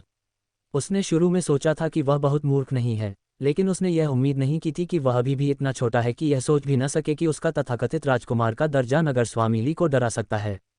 इस समय नगर स्वामी ली को धमकी देने से न केवल समस्या का समाधान हो जाएगा, बल्कि इससे और भी बड़ी मुसीबत पैदा हो जाएगी और संभवतः नगर स्वामी ली को मौत से लड़ने के लिए मजबूर होना पड़ेगा। क्या तुम्हें अपना अपराध पता है? कौन जाने तुम असली छठे राजकुमार हो या नहीं। मुझे लगता है तुम राजकुमार होने का नाटक कर रहे हो। तुम राजकुमार होने का नाटक करने की हिम्मत कर रहे हो। मुझे लगता है तुम बहुत दुस्साहसी हो। क्या तुम्हें अपना अपराध पता है? नगरपाल ली ने यह सुना और दांत पीसते हुए ठंडी आवाज में कहा। वह जानता था कि उसने आज छठे राजकुमार को नाराज कर दिया है और यह मामला आसानी से नहीं सुलझेगा। उस स्थिति में आइए हम मरते दम तक लड़ें। क्या? ये शब्द सुनकर छठे राजकुमार का चेहरा थोड़ा बदल गया और वह चौंक गया। उसे उम्मीद नहीं थी कि नगर स्वामी ली ऐसा कहने की हिम्मत करेगा। इधर आओ, इस लड़के ने मंगल साम्राज्य के एक ताकतवर आदमी को मार डाला है और हमारे देश और मंगल साम्राज्य के रिश्ते को चुनौती दे रहा है। इस लड़के ने तो राजकुमार बनने का नाटक करने की भी हिम्मत की, जो और भी बड़ा अपराध है। इन सब को मार डालो, नगर स्वामी ली ने ठंडे स्वर में कहा, चाहे वह असली राजकुमार हो या नकली राजकुमार, जब तक वह मरता है किसी को पता नहीं चलेगा। तुम्हारी हिम्मत कैसे हुई, नगर स्वामी ली? मुझे लगता है कि तुम विद्रोह की योजना बना रहे हो। शब्दों को सुनने के बाद मध्यम आयु वर्ग के मजबूत आदमी गुस्से से चिल्लाने से खुद को नहीं रोक सके और सीधे कार्रवाई की। शहर के भगवान ली को दबाना चाहते थे। वह जानता था कि चोर को पकड़ने के लिए पहले नेता को पकड़ना जरूरी है। आज विरोधी काफी थे और उनसे आसानी से निपटना मुश्किल होगा। तुमने महामहिम द्वारा नियुक्त नगर स्वामी पर हमला करने की हिम्मत की। मुझे लगता है कि तुम ही विद्रोह करने वाले हो। आओ, उन्हें मार डालो। जब नगर स्वामी ली ने यह सुना तो उन्हें इसकी बिल्कुल भी परवाह नहीं हुई। तो क्या हुआ अगर यह विद्रोह है? मंगल साम्राज्य के बलवान व्यक्ति ने पहले ही उससे गुप्त रूप से संपर्क कर लिया था, इसलिए उसने पहले कोई कार्रवाई नहीं की। उसने शुरू में सोचा था कि केशव मंगल साम्राज्य के बलवान व्यक्ति का विरोधी नहीं हो सकता, लेकिन उसे उम्मीद नहीं थी कि केशव इतना शक्तिशाली होगा, इसलिए उसने जल्दी से केशव को हत्याएं जारी रखने से रोकने के लिए कार्रवाई की। चूंकि आज हम पहले ही झगड़ चुके हैं, इसलिए बेहतर होगा कि हम विद्रोह कर दें और मंगल साम्राज्य के साथ चले जाएं। पल भर में उसके पीछे से कई बलवान आदमी निकले, जो बहुत शक्तिशाली भी थे, और उन्होंने सीधे उस अधेड़ पर हमला कर दिया। नगर स्वामी ली ने ठंडी सांस ली और हाथ हिलाया। कई बलवान लोगों ने छठे राजकुमार और अन्य लोगों को घेर लिया था। यद्यपि छठे राजकुमार के आसपास शक्तिशाली पुरुष हैं, फिर भी वे उनका मुकाबला नहीं कर सकते। आखिरकार यह नगर स्वामी ली का क्षेत्र है। धत्तेरी की, महाराज, जल्दी करें। ये दृश्य देखकर मध्यम आयु वर्ग के मजबूत व्यक्ति ने जल्दी से कहा कि भले ही वह मर गया हो, वह जीवित रहने के लिए सिटी लॉर्डली की रक्षा करेगा। चाचा जाओ। ये सुनकर छठे राजकुमार के चेहरे पर दृढ़ निश्चय झलक आया। उसने गंभीरता से कहा, अगर हमें मरना ही है तो साथ साथ मरेंगे। अगर बादशाह को ये बात पता चल जाती तो वह उन्हें कभी नहीं जाने देता। छठे राजकुमार की बातें सुनकर अधेड़ उम्र के बलवान आदमी का चेहरा थोड़ा कुरूप हो गया। ये शब्द कहने के बाद नगर स्वामी ली के लिए उन्हें जाने देना और भी असंभव हो गया। आखिर एक राजकुमार को मारना एक गंभीर अपराध है। बचने के लिए नगर स्वामी ली उन्हें कभी नहीं जाने देंगे। अगर तुम जाना चाहते हो तो तुम सब आज मर जाओगे।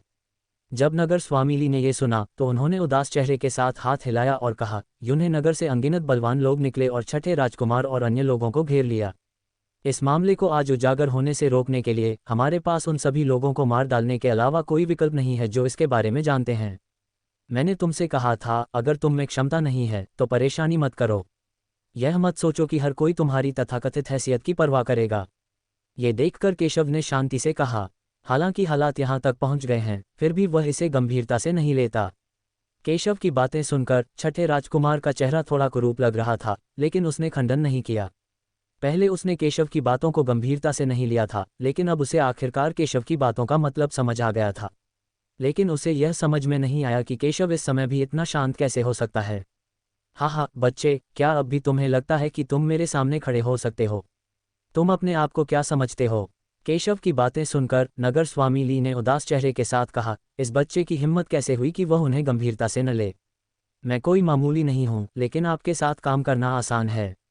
केशव ने यह सुना और शांति से कहा कि उसने झूठ नहीं बोला। हालांकि नगरपाल ली ने कई आदमी भेजे थे, लेकिन उसने उन्हें गंभीरता से नहीं लिया।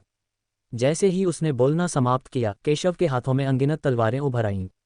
अपने हाथ की एक सहज लहर से वह एक प्रचंड तूफान की तरह अत्यंत तेज गति से बाहर निकल गया। ये दृश्य देखकर नगर स्वामी ली का चेहरा अचानक बदल गया। हालांकि केशव पहले भी मंगल साम्राज्य के ताकतवर आदमियों से निपट चुका था, अब उसके पास और भी ज्यादा आदमी हैं।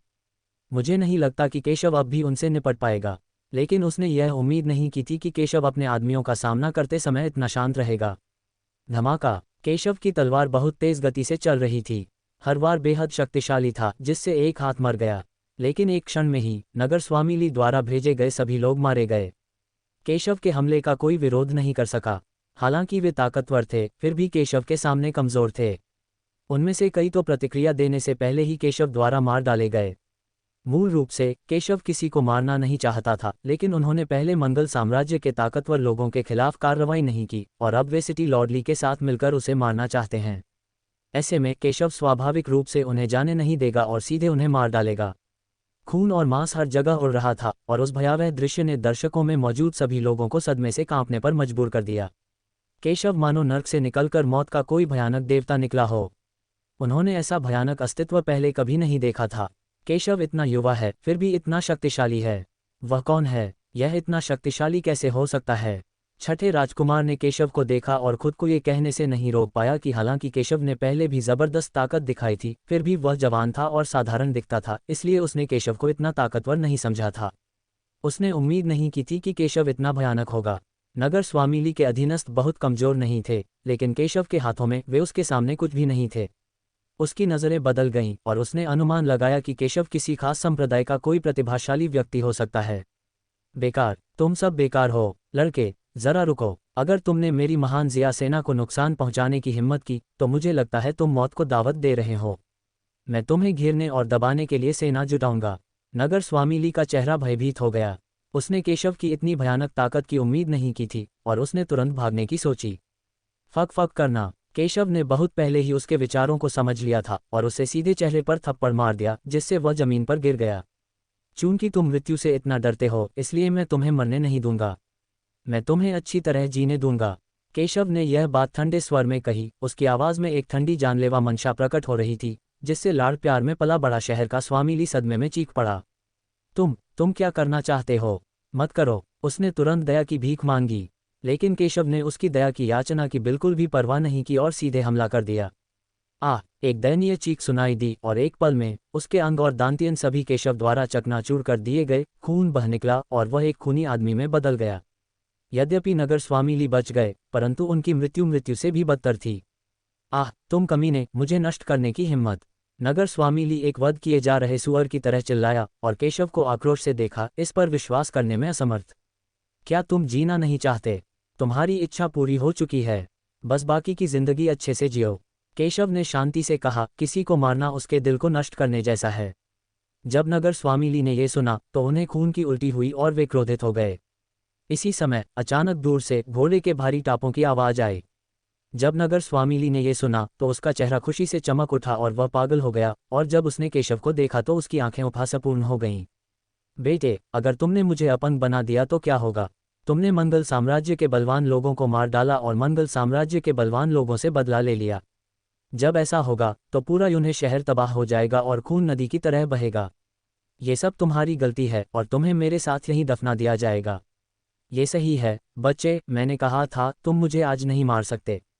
मंगल साम्राज्य का बलवान आदमी आत्मविश्वास से भरा हुआ लग रहा था और उसने व्यंग्यात्मक लहजे में कहा, हंफ, तुम तो बस मौत से डरते हो। मेरे बिना भी मंगल साम्राज्य की दक्षिया पर आक्रमण करने की योजना के पीछे कोई बहाना नहीं है। लेकिन तुममें तो पहले मंगल साम्राज्य का विरोध करने की हिम्मत भी नहीं थी। केशव ने नगर स्वामिली को तिरस्कार से देखा और कहा, जहां तक तुम्हारी बात है, मैं पहले ही कह चुका हूं कि जिसे मैं मारना चाहता हूं उससे तुम्हें देवता भी नहीं बचा सकते। मर जाओ। केशव ने मंगल साम्राज्य के मजबूत आदमी को ठंडेपन से देखा, उसके हाथ में तलवार की रोशनी चमक उठी और अगले ही पल मंगल साम्राज्य के मजबूत आदमी को केशव ने एक तलवार से मार डाला। उसने आंखें फाड़कर केशव को देखा। उसने कभी सोचा भी नहीं था कि यान सेना के आ जाने के बाद भी केशव ने कार्रवाई करने की हिम्मत की होगी। उसे केशव को उकसाने का पछतावा हुआ, अन्यथा उसके पास बचने का मौका होता। ये दृश्य देखकर नगर स्वामिली भयभीत हो गए। उन्हें उम्मीद नहीं थी कि महान यान सेना के आने पर केशव लोगों को मारने की हिम्मत करेगा। महारानी, बगल में छठे राजकुमार के बगल वाला बलवान आदमी बदसूरत हो गया। उसे उम्मीद नहीं थी कि आज मंगल साम्राज्य की सेना हमला करेगी। वह छठे राजकुमार को ले जाना चाहता था, हालांकि छठे राजकुमार ने वहां से जाने से मना कर दिया, बल्कि केशव को देखा। युवा मास्टर, कुछ तो है, केशव ने शांति से कहा। वह सामान्य दिख रहा था और उसने मंगल साम्राज्य सेना को गंभीरता से नहीं लिया था। मैं आपसे यून्हे शहर के लोगों को बचाने में मदद करने के लिए कहना चाहता हूँ। प्रतिद्वंद्वी बहुत शक्तिशाली है। यून्हे शहर मंगल साम्राज्य के शक्तिशाली लोगों का मुकाबला नहीं कर सकता। मैं केवल आपसे यून्हे शहर के लोगों की खातिर उन्हें बचाने की विनती करता हूँ। छठे राजकुमार ने केशव की ओर देखा और गंभीरता से कहा। वह समझ गया था कि यून्हे शहर मंगल साम्राज्य की सेना का सामना नहीं कर पाएगा। एक बार शहर तबाह हो गया और लोग मारे गए तो उन्हें शहर के लोगों को बहुत तकलीफ होगी। अब उन्हें बचाने वाला सिर्फ केशव ही था। क्या होगा अगर मैं उसे नहीं बचाऊं? केशव ने कहा, अगर आप मुझे नहीं भी बचाएं तो भी मैं आपको दोष नहीं दूंगा। आखिरकार इस मामले का आपसे कोई लेना देना नहीं है। मैं ही तो था जो मंगल साम्राज्य से ताकतवर लोगों को यहाँ लाया था। मैं यहीं रहूंगा और उन्हें शहर के लोगों के साथ मिलकर मंगल साम्राज्य के ताकतवर लोगों से लड़ूंगा। केशव की बातें सुनकर छठे राजकुमार की आंखें थोड़ी बदल गईं, लेकिन वह फिर भी बोला। वह जानता था कि आज मंगल साम्राज्य का वह बलवान आदमी यहाँ क्यों आया है, शायद उसी की वजह से। अगर वह मारा जा सके तो मंगल साम्राज्य के लिए ये सचमुच बड़ी खुशी की बात होगी। अगर केशव उसे नहीं बचाता तो वह केशव को दोष नहीं देता। आखिरकार पूरी सेना के सामने बहुत कम लोगों में जवाबी हमला करने की हिम्मत होती है। हालांकि तुम थोड़े मूर्ख हो, फिर भी तुम में कुछ दयालुता है। चिंता मत करो, मैं उनकी मदद करूंगा। केशव ने ये सुना और शांति से कहा कि चाहे छठा राजकुमार बोले या न बोले, वह कार्रवाई जरूर करेगा। आखिरकार वह यूं ही खड़े होकर किसी को मरते हुए नहीं देख सकता था और वह मंगल साम्राज्य की सेना को गंभीरता से नहीं लेता था। केशव की बातें सुनकर छठे राजकुमार को गुस्सा नहीं आया। हालांकि किसी ने कभी उसे मूर्ख कहने की हिम्मत नहीं की थी, फिर भी उसने विनम्रतापूर्वक केशव की बातें मान ली और मन ही मन खुश भी हुआ। केशव ने कार्रवाई की और उन्हें शहर के लोग बच गए। धन्यवाद सर। अंकल झाओ, कृपया मेरे पीछे आइए और एक साथ हमला कीजिए। छठे राजकुमार ने अपने बगल में खड़े बलवान आदमी की ओर देखा और कहा, यह आपका महाराज है। शब्द सुनने के बाद अंकल झाओ ने राहत से सिर हिलाया। तुम यहीं रहो, मैं उनका ख्याल रखूंगा। केशव ने दिशा, जोया और अन्य को देखा। वह अकेला ही मंगल साम्राज्य सेना का सफाया करने के लिए पर्याप्त है। क्या मैं आपका नाम जान सकता हूँ? इस समय 7 सितारा संप्रदाय की महिला शिष्या, जो पहले लगभग अपमानित हो चुकी थी, बोली। केशव ने शांति से कहा। वह जानता था कि यह स्त्री बाकियों से अलग है। अभी अभी जब उसके साथी शिष्यों का समूह उससे निपटना चाहता था तो वह उन्हें रोकना चाहती थी। दुर्भाग्य से वह इतनी कमजोर थी कि अपने साथी शिष्यों को आत्महत्या करने से नहीं रोक सकी। मेरा नाम लल्लू केशव है। मैं इस नाम को याद रखूंगा। इस जन्म में, अगले जन्म में या उससे भी अगले जन्म में, यहाँ तक कि अगर मैं 100,000 वर्षों के लिए पुनर्जन्म भी लूं तो भी मैं इस नाम को कभी नहीं भूलूंगा। युशियातांग ने दृढ़ भाव से केशव की ओर देखा और कहा, पुनर्जन्म अच्छी बात नहीं है, अच्छी तरह जियो। केशव ने ये सुना और शांति से कहा। अगले ही पल वह प्रेत में बदल गया और सबके सामने से गायब हो गया और फिर सीधे मंगल साम्राज्य सेना के सामने प्रकट हुआ। केशव ने सचमुच उन पर हमला करने की हिम्मत की। ये देखकर मंगल साम्राज्य के सभी सैनिक आग बबूला हो गए। ये लड़का बहुत घमंडी था। उसने पहले भी उनके सामने उनके लोगों को मारा था और अब उसने सचमुच उन पर हमला करने की हिम्मत की। मेरे लिए उसे मार डालो, प्रमुख जनरल ने ठंडे स्वर में कहा और सीधे अपने आदमियों को केशव को मारने का आदेश दिया। एक पल में सैनिकों का एक समूह बाहर निकला, अपनी लंबी तलवारें निकाली और केशव को मार डाला। उनकी ताकत बहुत मजबूत नहीं है, लेकिन उनके पास बड़ी संख्या में लोग हैं और मौन सहयोग से उनकी गति एकजुट है और वे युद्ध में और मारने में अजेय हैं। इस समय केशव अनगिनत सैनिकों का सामना कर रहा था। यहाँ तक कि एक सुनहरे भ्रूण वाला मजबूत आदमी भी एक साथ इतने सारे सैनिकों का सामना करने से डर जाएगा और शायद वह मुकाबला करने में सक्षम नहीं होगा। लेकिन उनका प्रतिद्वंदी केशव था। केशव ने बस उदासीनता से उनकी ओर देखा और फिर सीधे कार्रवाई की। धमाका! उसके हाथ की एक लहर से उस पर निशाना साधे गए अनगिनत हथियार बारूद में बदल गए और ये बारूद तेज ब्लेड की तरह थे जो सभी दिशाओं में फैल गए। धमाका! एक क्षण में ही अनगिनत सैनिक मैदान में मर गए। तुम्हारे पास कुछ कौशल हैं। कोई आश्चर्य नहीं कि तुमने महान यान सेना को चुनौती देने का साहस किया। मुझे भविष्य में तुमसे मिलने दो। मंगल साम्राज्य जनरलों में से एक ने केशव की ताकत देखी, उसकी आंखें थोड़ी सिकुड़ गईं और अगले ही पल वह सीधे बाहर निकल आया, एक मजबूत गति के साथ। मंगल साम्राज्य सेना में अनगिनत शक्तिशाली लोग हैं और वह उनमें से एक है। उसकी ताकत युवानदान के शिखर को तोड़ चुकी है और अपने कई वर्षों के सैन्य करियर के साथ वह जानलेवा आभा से भरा हुआ है। एक लंबी तलवार पकड़े हुए वह सीधे वार करता है। यहाँ तक कि समान स्तर के बलवान पुरुष भी उसकी भयानक आभा से भयभीत हो जाते थे। लेकिन केशव ने बस उसकी ओर उदासीनता से देखा, उसे इसकी बिल्कुल भी परवाह नहीं थी। जानलेवा आभा की बात करें तो केशव ने अपने पिछले जन्म में अनगिनत ताकतवर लोगों को मार डाला था। केशव के सामने उसकी जानलेवा आभा बेहद कमजोर थी और एक भी वार झेल नहीं पाती थी। धमाका! केशव ने लापरवाही से अपना हाथ लहराया और अगले ही पल हर कोई ये देखकर भयभीत हो गया कि जनरल का सिर तरबूज की तरह फट गया, जिससे मंगल साम्राज्य में हर कोई स्तब्ध रह गया और इस पर विश्वास करने में असमर्थ हो गया। ये बच्चा इतना भयानक कैसे हो सकता है? मंगल साम्राज्य के अनगिनत सैनिकों ने भयभीत होकर कहा कि उन्होंने कभी उम्मीद नहीं की थी कि यह साधारण सा दिखने वाला आदमी इतना भयानक हो सकता है। लानत है, एक दल बनाओ और इस आदमी को मार डालो। जब जनरल मंगल साम्राज्य ने यह देखा तो उनके सिर में झुनझुनी महसूस हुई और उन्होंने तुरंत आदेश दिया, ये बच्चा थोड़ा अजीब है, युद्ध का प्रयोग करो और इसे मार डालो। मंगल साम्राज्य के सभी सैनिकों ने आदेश प्राप्त किया और अगले ही क्षण उन्होंने अपने घोड़ों को दौड़ाया और फिर एक अजीब गति के साथ सेना का गठन शुरू कर दिया। वे मूर्ख नहीं थे। केशव की ताकत को भांपते हुए उन्होंने निर्णायक रूप से केशव से निपटने के लिए एक बड़ी टुकड़ी चुनी ताकि ज्यादा नुकसान से बचा जा सके। गड़गड़ाहट। मंगल साम्राज्य सैनिकों के पैरों के नीचे से रेखाएं फैल गईं, जिससे उनका वेग एक में विलीन होता हुआ प्रतीत हो रहा था, अत्यंत भयावह और शक्तिशाली होता जा रहा था। शून्य में ऐसा लग रहा था मानो कोई शक्तिशाली सेनापति तलवार थामे सीधे निकलकर भूस्खलन और सुनामी के वेग से केशव की ओर दौड़ा। इस संरचना से घनीभूत छाया अत्यंत शक्तिशाली है। सुनहरे भ्रूण वाला एक बलवान व्यक्ति भी इस भयानक संरचना का सामना करते समय शायद अपना दिमाग खो देगा और खुद को संभाल नहीं पाएगा। लेकिन वे अभी भी केशव का सामना कर रहे हैं। केशव ने बस शांति से उसकी ओर देखा और कहा, तुम मुझे सिर्फ संरचना तोड़ने के लिए मारना चाहते हो। मंगल साम्राज्य सैनिकों द्वारा गठित विशाल संरचना को किसी विशेषज्ञ द्वारा निर्देशित किया जाना चाहिए था, लेकिन दुर्भाग्य से केशव की नज़र में ये बहुत कमजोर थी और किसी भी हमले का सामना कर सकती थी। उन्होंने इसे बिल्कुल भी गंभीरता से नहीं लिया। कितना घमंडी, धत्तेरी की। केशव की बातें सुनकर मंगल साम्राज्य सैनिकों ने गुस्से से कहा कि उन्होंने इस दस्ते से राजवंश के अनगिनत शक्तिशाली लोगों को मार डाला है। हालांकि केशव साधारण नहीं था, फिर भी वह जवान था। उन्होंने उसे बिल्कुल भी गंभीरता से नहीं लिया और माना कि केशव मुकाबला नहीं कर सकता। तोड़ना। केशव को उनकी बातों की परवाह नहीं थी, क्योंकि असल में मामला तो बस उस संरचना को तोड़ने का था। उसके लिए उसे तोड़ना आसान था। धमाका। उसके हाथ में तुरंत तलवार की एक किरण संघनित हुई और उसने सीधे वार किया। एक तलवार निकाली गई है। गति इंद्रधनुष जितनी ऊंची है। जनरल एक क्षण में मारा गया। जो संरचना उन्होंने बनाई है उसे तुरंत तोड़ दिया जाए।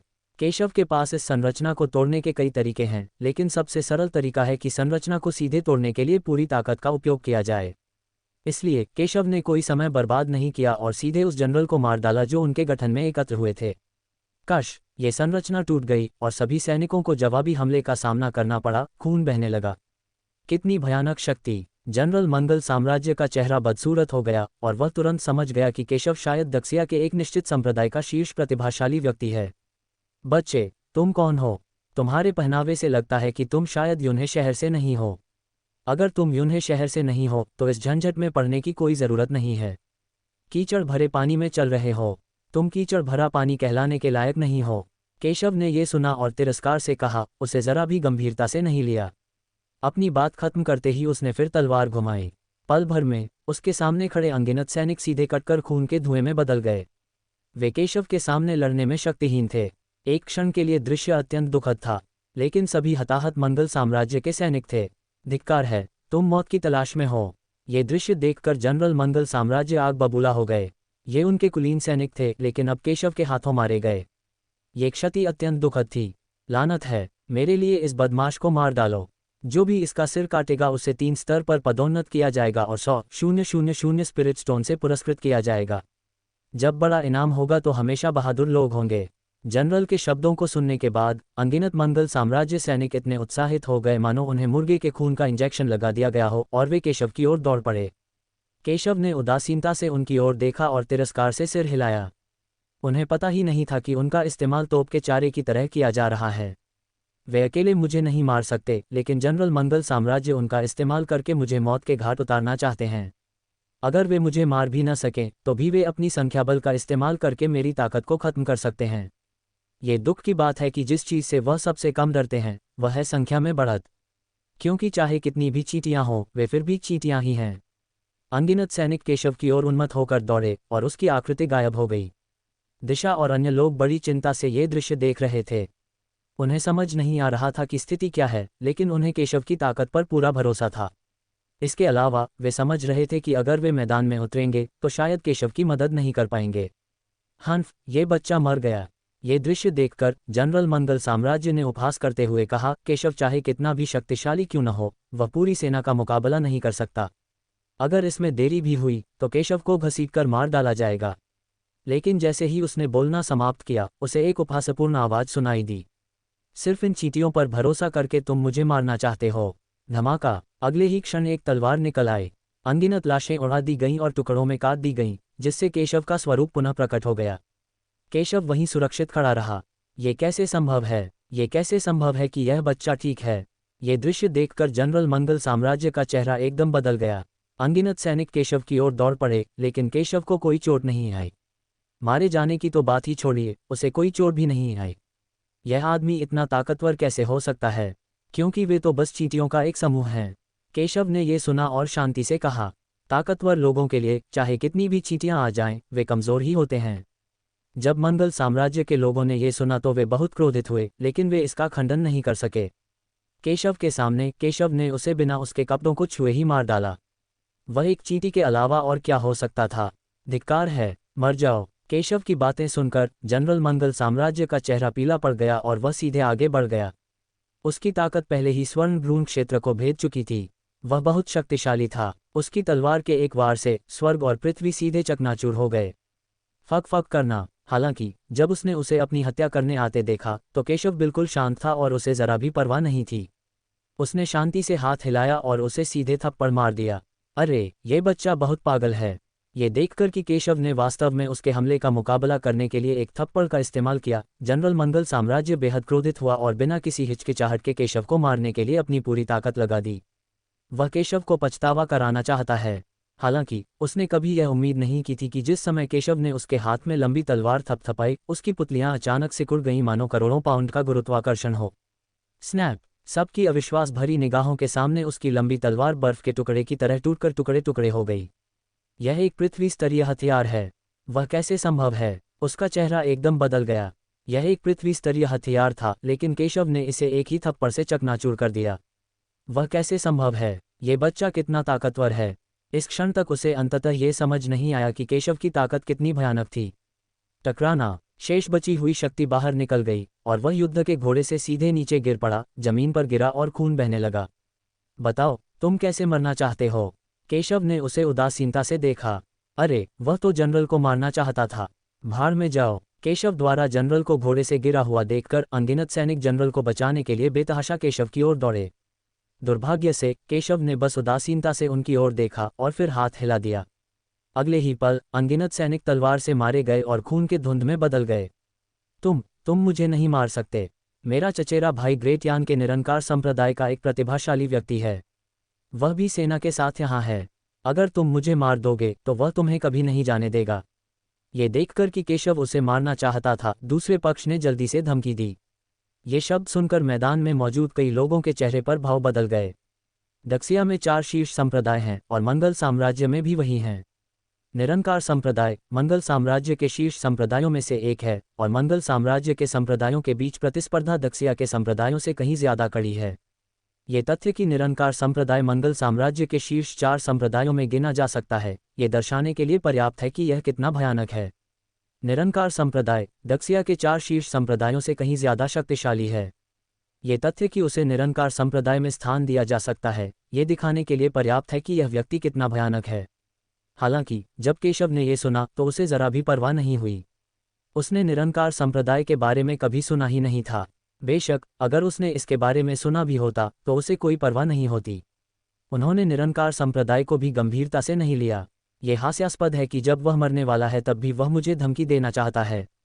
फिर भी वह एक कदम आगे बढ़ा और जनरल मंगल साम्राज्य के सामने आ गया। वह सही कह रहा है बच्चे, तुम उसे मार नहीं सकते, वरना तुम्हें परिणाम भुगतने होंगे।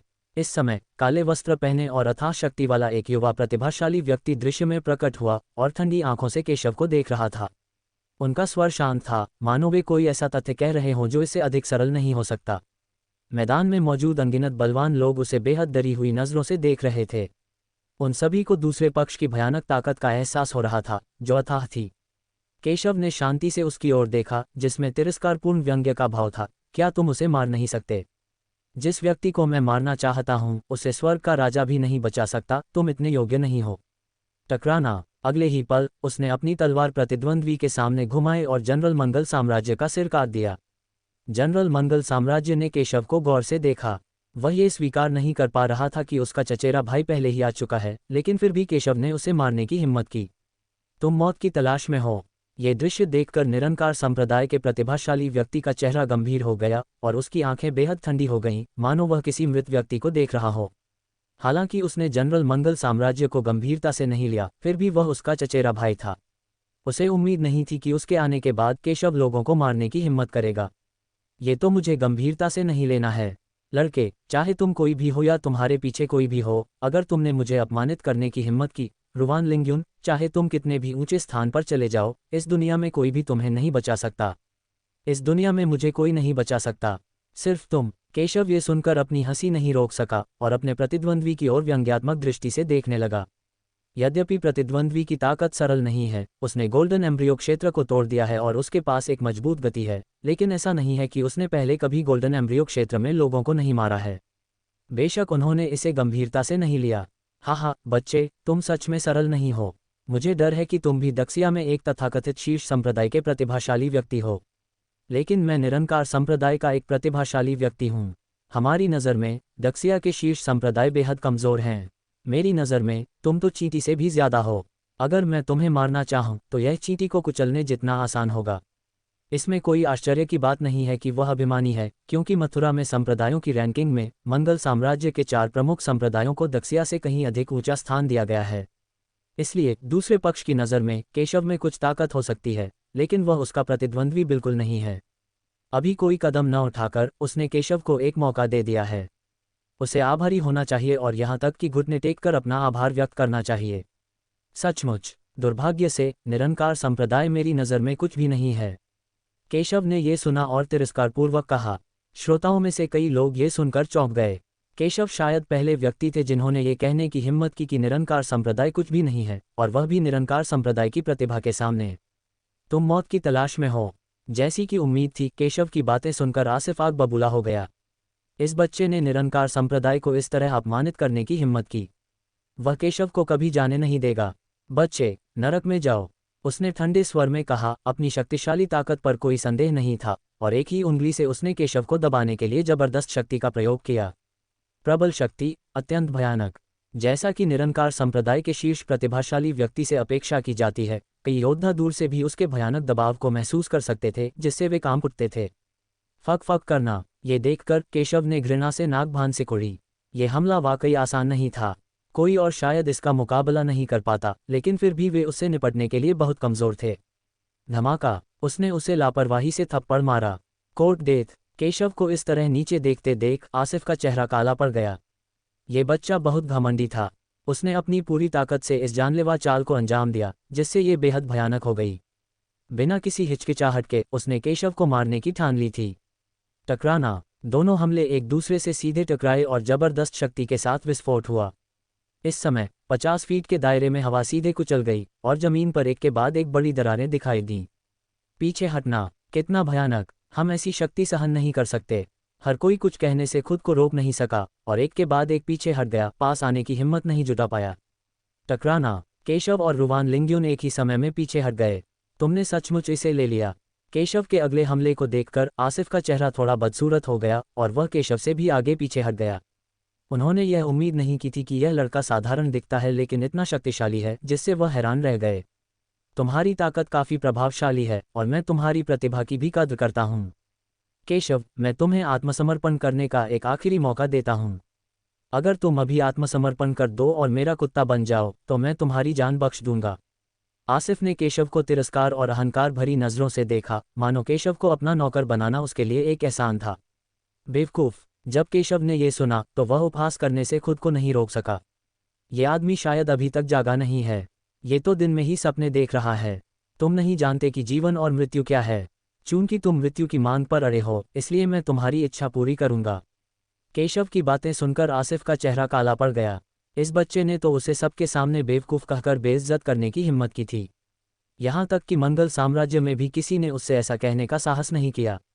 जैसे ही उसने बोलना समाप्त किया, उसके हाथ में एक लंबी तलवार प्रकट हुई, जिसमें से भयानक शक्ति निकल रही थी। ये लंबी तलवार एक उच्च कोटि का पृथ्वी स्तरीय हथियार है। पीली वसंत तलवार। एक तलवार को अत्यधिक शक्ति के साथ सीधे बाहर निकाला गया। लड़के, मेरे हमले में मरना तुम्हारा सम्मान है, आसिफ ने ठंडे स्वर में कहा, अपनी तलवार को घुमाते हुए एक अजेय शक्ति को उन्मुक्त किया जो पिछले हमले की तुलना में अनगिनत गुना अधिक शक्तिशाली थी। उसने केशव को दया से देखा, मानो उसने केशव की मौत का मंजर पहले ही देख लिया हो। उसे नाराज करने का यही नतीजा था। क्या यही आपकी ताकत है? हालांकि जब केशव ने इसे देखा तो उसने बस उदासीनता से, तिरस्कार भरी नजरों से देखा। उसके सामने तलवारबाजी करना गुवान गोंद के सामने तलवार लहराने से अलग नहीं था। खास बात यह थी कि यह चाल केशव को बिल्कुल भी खतरा नहीं पहुंचा सकती थी। बहुत दुर्बल। धमाका। केशव ने अपना दाहिना हाथ उठाया और उसे यूं ही घुमाया और एक तलवार की किरण निकली जिसने रुवान लिंगियन को चौंका दिया। यहाँ तक कि केशव ने यूं ही जो तलवार निकाली थी वह भी उसके हमले से अनगिनत गुना ज्यादा शक्तिशाली थी। टकराना। दोनों तलवारें एक दूसरे से सीधे टकराईं और जबरदस्त शक्ति के साथ फूट पड़ीं तथा सभी दिशाओं में फैल गईं। आकाश और पृथ्वी लगातार हिल रहे हैं। अगले ही पल सबके सामने एक आकृति चकनाचूर हो गई। जैसा कि सभी को उम्मीद थी, केशव कमजोर नहीं था बल्कि रुवान लिंगियन थी। सब लोग बेहद हैरान थे। उन्हें उम्मीद नहीं थी कि केशव इतना भयानक होगा। यहाँ तक कि निरंकार संप्रदाय के शीर्ष प्रतिभाशाली व्यक्ति भी केशव के सामने कुछ भी नहीं हैं। वह कैसे संभव है? आसिफ जमीन पर गिर पड़ा, उसके मुंह से खून बह रहा था, उसका चेहरा पीला पड़ गया था और वह अविश्वास से केशव को देख रहा था। उसे उम्मीद नहीं थी कि केशव उसके हमले को इतनी आसानी से नाकाम कर देगा। यह आदमी इतना ताकतवर कैसे हो सकता है? कुछ भी असंभव नहीं है क्योंकि तुम तो बस एक चींटी हो। केशव ने शांति से वह बात कही जिसे रुवान लिंगियन स्वीकार नहीं कर सकी। केशव की बातें सुनकर आसिफ इतना क्रोधित हुआ कि उसने फिर से खून थूक दिया। वह निरंकार संप्रदाय का सर्वोच्च प्रतिभाशाली व्यक्ति था, लेकिन उसे अपमानित किया गया और निकम्मा कहा गया।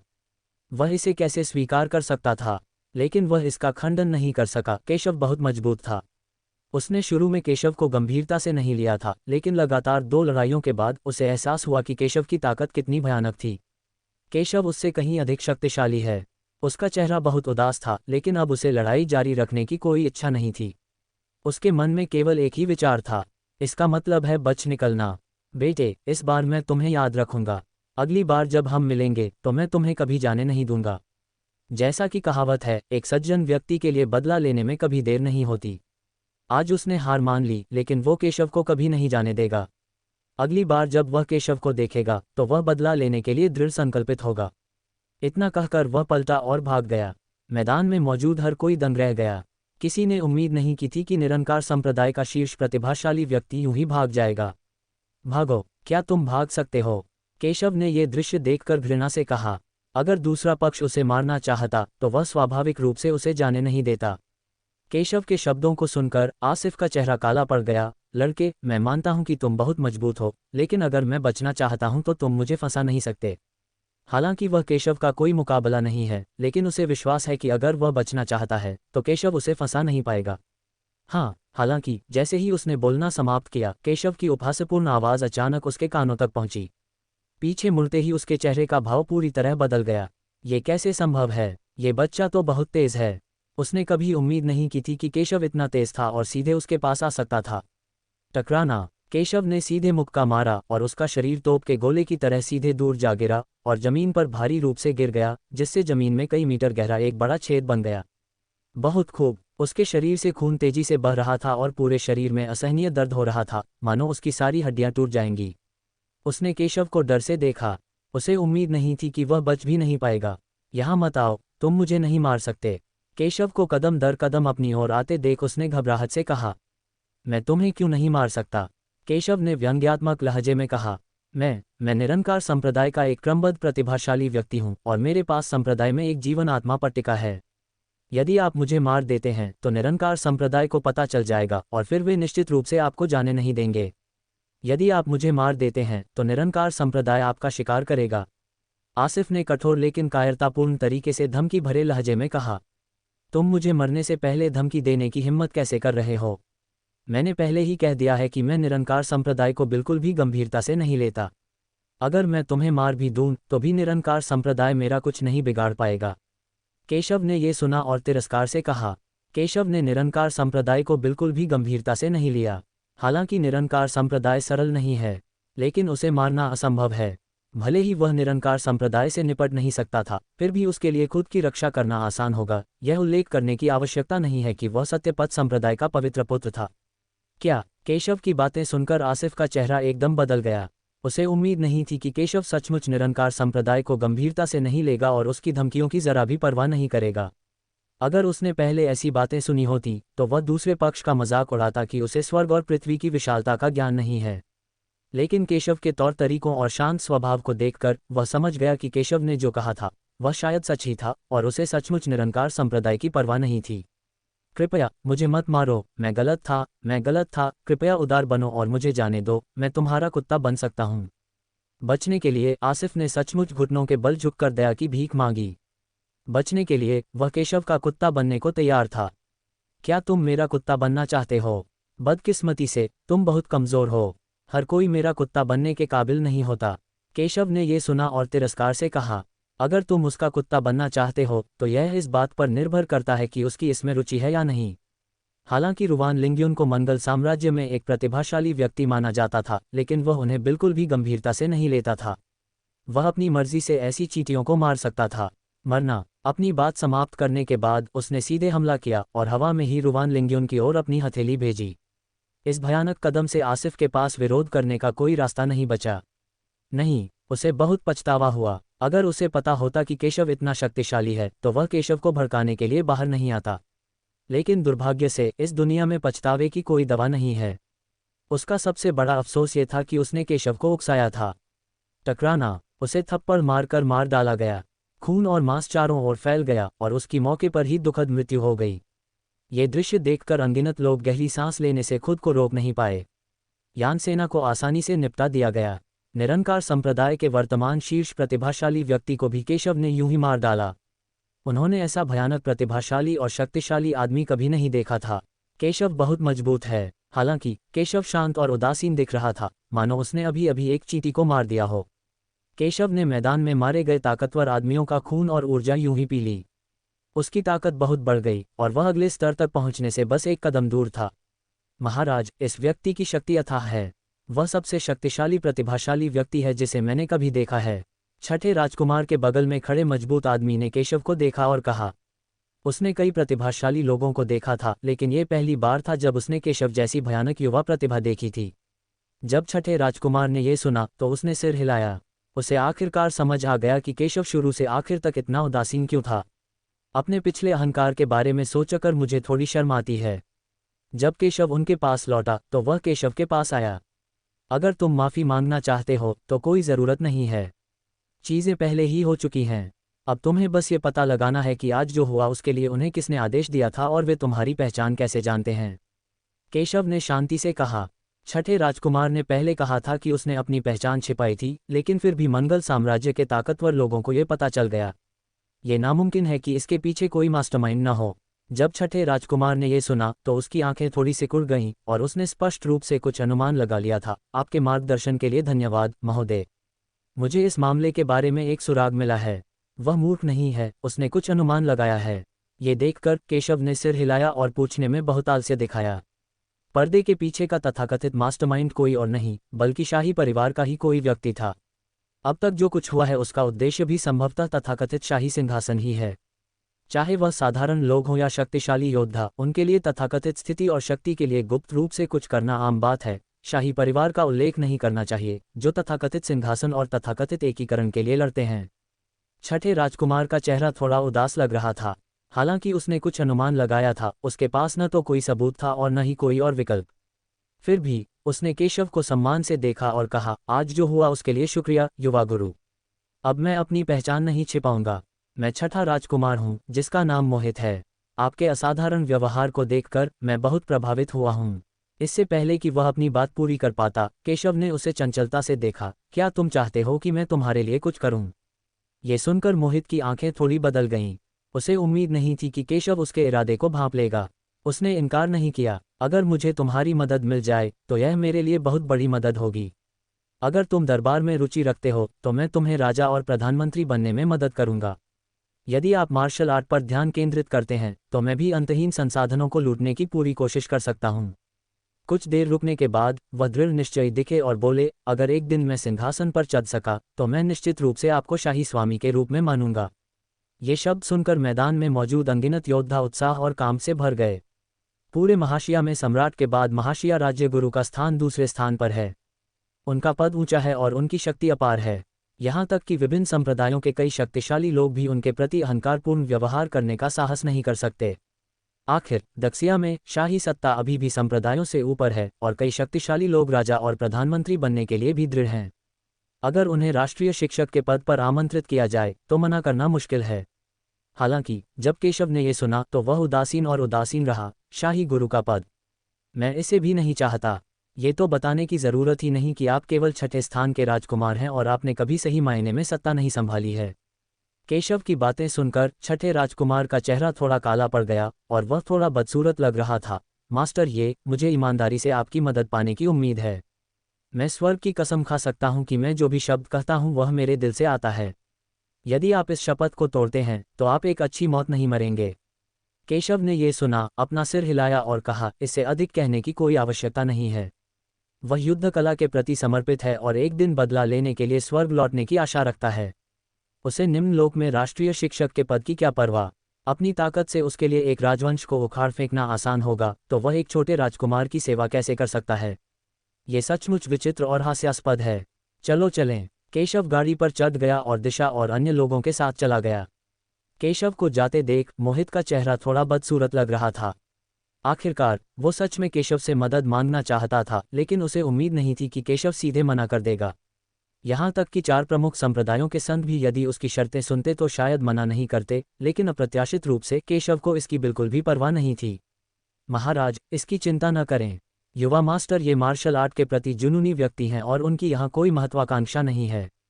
हम यहाँ उनके लिए नहीं हैं। चूंकि युवा मास्टर ये का कोई इरादा नहीं है, इसलिए पछताने की कोई ज़रूरत नहीं है। हमें उनसे दुश्मनी करने के बजाय दोस्ती करने की पूरी कोशिश करनी चाहिए। चाचा झाओ, जो एक तरफ खड़े थे, ने छठे राजकुमार को देखा और कहा कि उन्हें चिंता थी कि छठे राजकुमार को केशव की अस्वीकृति के कारण नाराजगी महसूस होगी और वे उनके दुश्मन बन जाएंगे। एक मार्शल कलाकार के रूप में वह स्वाभाविक रूप से समझता है कि एक शक्तिशाली मार्शल कलाकार कितना भयानक होता है। केशव में अपार प्रतिभा है और वह भविष्य में निश्चित रूप से एक शीर्ष स्तरीय विशेषज्ञ बनेगा। स्वाभाविक रूप से उसे तथाकथित सांसारिक शक्ति और धन की परवाह नहीं होगी। स्टॉप्ड।